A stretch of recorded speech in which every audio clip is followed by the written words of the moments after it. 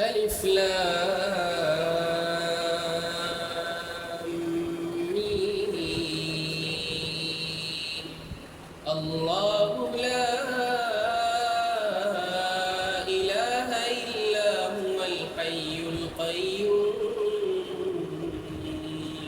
نزل عليك الكتاب بالحق مصدقا لما بين يديه وأنزل التوراة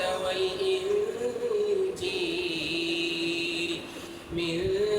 قبل هدى للناس وأنزل الفرقان إن الذين كفروا بآيات الله لهم عذاب شديد والله عزيز ذو انتقام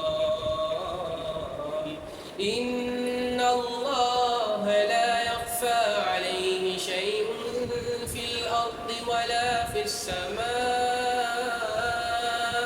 هو الذي يصوركم في الأرحام كيف يشاء